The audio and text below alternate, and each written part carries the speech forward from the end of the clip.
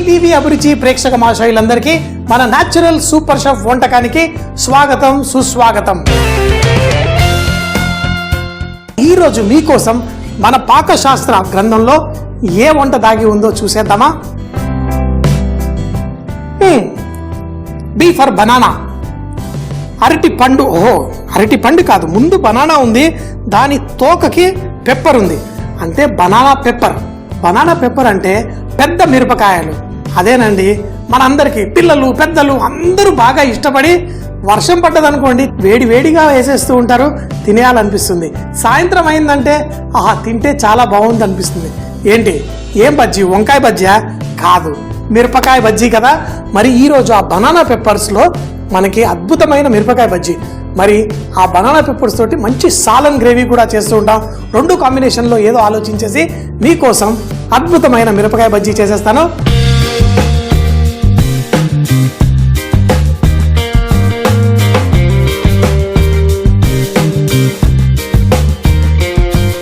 అరటికాయ మిరపకాయ అంటే మిరపకాయనండి, దాన్ని బనానా పెప్పర్ అని ఇంగ్లీష్లో అంటారు. ఎందుకంటే ఈ మిరపకాయలు చక్కగా అరటికాయ అంత సైజు అవుతాయని దీని పేరే బనానా పెప్పర్. కానీ మనం చక్కగా మిర్చి బజ్జీలు వేసుకోవడానికి పర్ఫెక్ట్గా ఉన్నాయి. ఈ మిరపకాయలు మన హైదరాబాద్కి వచ్చేసామనుకోండి, మంచి సాలన్, మిర్చికా సాలన్ అని చెప్పేసి చక్కగా పల్లి, నువ్వులు, కొబ్బరి వాటితోటి పేస్ట్ చేసేసి ఆ గ్రేవీలో ఈ మిరపకాయలు వేస్తారు. ఆ గ్రేవీలో తింటూ ఉంటే ఈ మిరపకాయలకి మంచి టేస్ట్ వస్తుంది. ఈ మిరపకాయ వల్ల ఆ గ్రేవీకి మంచి టేస్ట్ వస్తుంది. వీటిలలో అవే పల్లీలు, కొబ్బరి, నువ్వులు, కాకపోతే కొంచెం పుట్నాలు కూడా బైండింగ్ కోసం వేద్దాం. వేసి దాన్ని స్టఫింగ్ చేసుకొని మనం మిరపకాయ బజ్జీలు చేసుకుందాం. ముందుగా పెనం ఆన్ చేసుకొని అన్నీ వేసేసుకుందాం. మరి ముందుగా కొబ్బరి వేసి లైట్గా వేయించుకొని తర్వాత మిగతా వేసుకుందాం. కొబ్బరి కొంచెం సేపు వేగుతున్నప్పుడు ఇందులో పల్లీలు కూడా వేసుకుందాం. పల్లీలు కూడా మనకి చక్కగా టప్ టప్ టప్ అని పగులుతాయి తక్కువ మంటలో కొంచెం సేపు చేసుకుంటే. సముద్రం పొట్టుకు వెళ్ళామనుకోండి, అక్కడ ఇసుకలో ఈ పల్లీలు వేసి వేయించుతారు. మరి ఆ సముద్రపు ఇసుకలో ఆ పల్లీలు వేయించితే మరి ఏంటో, ఆ సముద్రపు గాలియా ఏమో, కానీ అక్కడ తిన్నట్టు పల్లీలు రుచిగా మరి ఎక్కడ అనిపించవు. ఈ పల్లీల్ని కొంచెం తక్కువ మంటలో ఇలా వేయించుకుందాం. ఆ పల్లీలు కొంచెం కాలిన తర్వాత టప్ టప్ అని పగులుతాయి. అప్పుడే దాన్ని మనం పొడి చేసుకుని మనం మిరపకాయ బజ్జీలో వేసుకుందాం.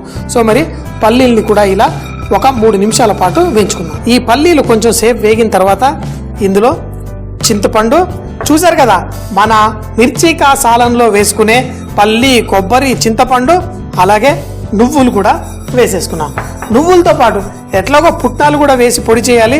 పుట్నాలు వేయించక్కర్లే, అయినా అవి కూడా వేసేసి ఇందులో వేయించుకుందాం. ఈ స్టఫింగే మనకి మిరపకాయ బజ్జీలోకి వెళ్తుంది కాబట్టి దీంట్లో కొంచెం అంతా ఉప్పు కూడా వేసేసుకుందాం. ఆ ఉప్పు వల్ల లోపల మనకి మంచి టేస్ట్ వచ్చేస్తుంది. ఇప్పుడు నువ్వులు కూడా చిటపట్లాడుతూ ఉన్నాయి. ఇవి కూడా కొంచెం సేపు వేగిన తర్వాత మనం తీసి మిక్సీ జార్లో పొడి చేసుకుందాం. పొడి కావాలంటే కొంచెం అంత నీళ్లు వేసుకొని దీన్ని బరకగా పేస్ట్ చేసుకుంటే చాలా బాగుంటుంది. ఇప్పుడు స్టవ్ కట్టేసి కొంచెం చల్లారిన తర్వాత దీన్ని పేస్ట్ చేసుకుందాం. మరీ ఎక్కువ నీళ్ళు వేయకూడదండి, కొంచెంగా నీళ్లు వేసుకుంటే లోపల స్టఫింగ్కి బాగుంటుంది. కావాలంటే పొడిగా కూడా మనం స్టఫింగ్ చేసుకోవచ్చు. బరకగా పొడి చేసి తర్వాత దీన్ని మన మిరపకాయ బజ్జీల్లో స్టఫింగ్ చేసుకుందాం. మన ఈ పొడిని బరకగా చేసేసుకున్నాం. మరి స్టఫింగ్ చేయడానికి మీకు పొడిగా ఉంది కదా, దీంట్లో కొంచెం నీళ్లు తీసుకొని దీన్ని ఒక పేస్ట్లా చేసేసుకొని మిరపకాయ బజ్జీలో స్టఫింగ్ చేసేసుకుందాం. దీంట్లో ఉప్పు వేసాం. ఇది తిన్నా మనం అన్నంలో కలుపుకొని తిన్నా మంచి టేస్ట్ ఉంటుంది. మరి మిరపకాయల్లో చక్కగా ఇలా చీల్చేసి దీని లోపల మన ఈ మిశ్రమాన్ని పెట్టేసుకొని చేసేసుకుందాం. మిర్చికా సాలంతో మనం అద్భుతమైన మిరపకాయ బజ్జీలు రెడీ అయిపోతాయి. నైఫ్ తీసుకొని మిగతావి కూడా ఈ విధంగా కట్ చేసేసుకుందాం. కట్ చేసి వీటి పొట్ట కొంచెం చీల్చి దీని లోపల స్టఫింగ్. ఇందులో మనం వేసినవన్నీ చక్కగా మనం తినే విధంగా కొంచెం నెయ్యి మసాలా కలుపుకున్నా, కానీ మనం ఇవన్నీ మనం మిరపకాయలో స్టఫింగ్ చేసాం. పల్లీలు అందులో వాడినవన్నీ పచ్చిగా కూడా ఒక్కొక్కటి తినొచ్చు. పల్లీలు తింటాము, నువ్వులు కూడా వేయించుకొని తినొచ్చు, కొబ్బరి తినొచ్చు, పుట్నాలు తినొచ్చు. లోపల స్టఫింగ్ అయినా మంచి టేస్ట్ ఇచ్చేస్తుంది. ఇప్పుడు మనకు మిరపకాయ బజ్జీల కోసం మనం పిండి కలిపేసుకుందాం. మరి ముందుగా శనగపిండి కొంచెమంతా మన న్యాచురల్ రిఫైన్డ్ సన్ఫ్లవర్ ఆయిల్ కూడా కొంచెం వేసుకుంటే అది తర్వాత మనకి చక్కగా మంచి టెక్స్చర్ వస్తుంది. అలాగే దీంట్లో చిటికెడంత సోడా, మరీ ఎక్కువ సోడా వేయకూడదు. మరీ ఎక్కువ సోడా పడింది అనుకోండి ఇది నూనె పీల్ చేసుకుంటుంది పిండి, కాబట్టి కొంచెంగా వేసుకుందాం. దీంట్లో వాము, ఎటువంటి బజ్జీలు పకోడీలు చేసినా మనం వాము వేసుకుంటే మన కడుపుకి హాయిగా ఉంటుంది. అంతేకాకుండా ఫ్రైడ్ ఫుడ్స్లో వాము టేస్ట్ అద్దరిపోతుంది. కొంతమంది ఆ మిరపకాయ కారం సరిపోదని ఇందులో కారం కూడా వేసుకుంటారు. అన్నీ ఇలా కలిపేసుకొని దీంట్లో నీళ్లు, ఎప్పుడైనా మనం ఇలాంటి పిండి కలుపుకునేటప్పుడు ఫస్ట్ కొంచెం తక్కువగా నీళ్లు పోసి దీన్ని పేస్ట్లా చేసుకోవాలి. అదే కనుక మొత్తం నీళ్లు ఒకేసారి పోసేసుకుంటే ఇది చిట్టి చిట్టి లంప్స్ అంటే గడ్డలుగా పిండి తయారవుతుంది. అలా కాకుండా కొంచెం తక్కువ నీళ్లు పోసేసి దీన్ని చక్కగా కలిపేసుకుంటే పర్ఫెక్ట్గా తయారవుతుంది. ముందు ఇలా చిక్కగా థిక్ అంటే ఇలా కలుపుకోవాలి. తరువాత దీంట్లో నీళ్లు పోసుకొని మనకు కావలసిన విధంగా తయారు చేసుకుందాం. ఇప్పుడు మనకి ఎటువంటి గడ్డలు కట్టకుండా మనకి ఇది పర్ఫెక్ట్గా వచ్చేస్తుంది. ఈ పిండి ఎలా ఉంటే పర్ఫెక్ట్గా ఉంటుంది అంటే మన వేలునే ఒక మిరపకాయ అనుకోండి, ఇలా ముంచి తీయాలి. ఇది చాలా చిక్కగా ఉంది. కొంచెం నీళ్లు పోసేసి కలిపేసుకుందాం. కొంచెమంతా ఈ లావు మిరపకాయలకి ఇది మరీ పలసగా చేశారంటే ఇది బజ్జీలకి పట్టుకోదు. కాబట్టి మరీ పలసగా చేయకూడదు, మరీ చిక్కగా కూడా ఉండకూడదు. ఇంకేముంది, ముంచేద్దాం, ఫ్రై చేసేద్దాం, తర్వాత వేడివేడిగా తినేద్దాం. మన మిరపకాయలు రెడీ, స్టఫింగ్ అయిపోయాయి. ఇప్పుడు ఈ పిండిలో ముంచి ఇలా ఒక కొనని ఇలా తీసి దీన్ని వేడి వేడి నూనెలో మనం ఫ్రై చేసుకుందాం. ఈ పిండిని కోట్ చేసిన ఈ కొనని లైట్గా ఇలా గీసి వేయడం వల్ల మిరపకాయ ఒక సైడ్ ఎక్స్పోజ్ అయి ఫ్రై అయిన తర్వాత ఆ మిరపకాయ చక్కగా కాలుతుందని కొంతమంది అలా చేసుకుంటారు. మీకు ఎలా కావాలో మీరు అలా చక్కగా ఫ్రై చేసుకోండి. ఇదే విధంగా మిగతా మిరపకాయల్ని కూడా చక్కగా ఫ్రై చేసేసుకుందాం. ఈ మిరపకాయని కూడా ఇందులో వేసేసుకుందాం. మంచి బంగారు రంగు వచ్చేంత వరకు ఫ్రై చేసుకొని తర్వాత దీంట్లో మళ్ళీ స్టఫింగ్ చేసుకోవచ్చు. ఏంటి, స్టఫ్ అయిపోయిన దాంట్లో మళ్ళీ ఇంకే స్టఫింగ్, కొన్ని సన్నగా తరిగిన ఉల్లిపాయ, కొత్తిమీర, నిమ్మకాయ రసం చక్కగా దీనిపైన వేసుకుంటే అద్దిరిపోతుంది.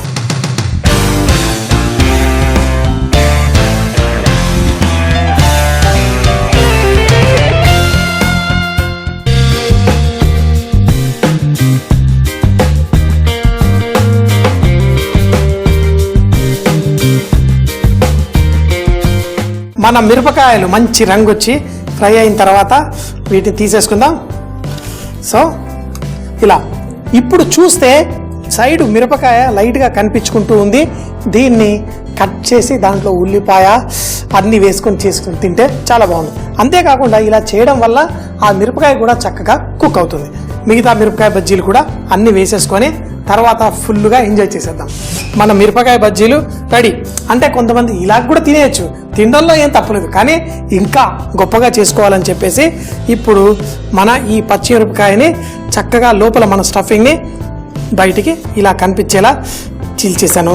ఉల్లిపాయ, దీంట్లో కొత్తిమీర చాప్ చేసి వేస్తే బ్రహ్మాండంగా ఉంటుంది. దీంట్లో కొంచెం అంత ఉప్పు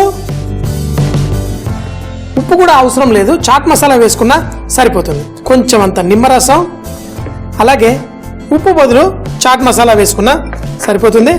తరువాత దీన్ని ఈ మిరపకాయల్లో స్టఫింగ్,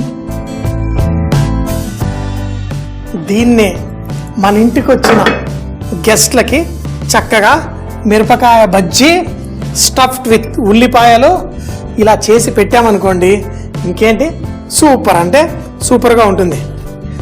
ఆహా, ఇలా కట్ చేసేసుకొని ఇలా తింటే అంతనా ఇంతనా భలే సూపర్గా ఎంజాయ్ చేయొచ్చు. కావాలన్నప్పుడైతే వర్షం పడదు, కానీ వర్షం పడ్డప్పుడు మిరపకాయ బజ్జీలు మాత్రం మనం చేసుకోవచ్చు. అయితే ఏదో కొత్తగా పెళ్ళైన వాళ్ళే మిరపకాయ బజ్జీలకి ఇలా చేసుకుంటారు కాదు. ఎప్పుడైనా ఈ మిరపకాయ బజ్జీలు ఇంట్లో చేసామనుకోండి మళ్ళీ నూతన దంపతుల్లా ఫీల్ అయిపోతూ ఉంటాం. సో వర్షం పడ్డప్పుడు ఈ మిరపకాయ బజ్జీల్లో ఇలా కొత్తిమీర, మళ్ళీ కావాలంటే కొంచెం అంత చాట్ మసాలా పైన కూడా వేసేసుకోవచ్చు. చల్లటి వాతావరణం, బయట వర్షం పడుతోంది. మరి మిరపకాయ బజ్జీ అవ్వకపోతే ఎట్లా? ప్రతి తెలుగు వాళ్ళకి మిరపకాయ బజ్జీ అంటే చాలా ఇష్టం. తప్పకుండా చేసుకోండి. వంటల్లో శ్రీమంతుల వంటి రకరకాల రుచికరమైన వంటలు తినండి. ఎందుకంటే సూపర్ అంటే సూపర్గా జీవితాన్ని ఎంజాయ్ చేద్దాం.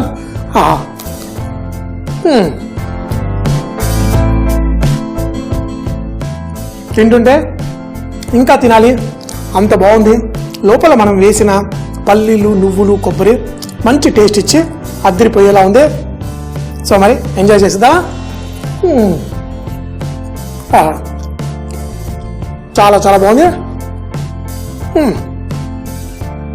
సూపర్ అంటే మరి సూపరే. మసాలా మిరపకాయ బజ్జీ తయారు చేయడానికి ముందుగా మూకుడు పెట్టుకుని దాంట్లో కొబ్బరి, పల్లీలు వేసి చక్కగా వేయించుకోవాలి. తర్వాత చింతపండు, పుట్నాలు, ఉప్పు వేసి చక్కగా వేయించుకోవాలి. ఇవన్నీ తీసి మిక్సీ జార్ లో వేసుకుని దీన్ని బరకగా పొడి చేసి పెట్టుకోవాలి. ఈ చేసుకున్న పొడిలో కొంచెం అంత నీళ్లు వేసి చూపించిన విధంగా మిరపకాయల్లో స్టఫ్ చేసి పెట్టుకోవాలి. తర్వాత శనగపిండిలో కొంచెం నూనె, వాము, కావాలంటే కారం కూడా వేసి అలాగే తగినన్ని నీళ్లు వేసి దీన్ని చక్కగా కలుపుకోవాలి. ఈ స్టఫ్ చేసుకున్న మిరపకాయల్ని వేడి నూనెలో వేసి బజ్జీలా ఫ్రై చేసుకుని కావాలనుకుంటే అందులో సన్నగా తరిగిన ఉల్లిపాయలు, కొత్తిమీర, కొంచెం చాట్ మసాలా వేసి వేడివేడిగా తింటే మసాలా మిర్చి బజ్జీ చాలా టేస్టీగా ఉంటుంది. చూసేశారు కదా ఈ వారంలో చేసిన వంటకాలన్నీ. మళ్ళీ సోమవారం ఇదే టైం కలుద్దాం. అప్పటిదాకా సీ యూ, బై బాయ్.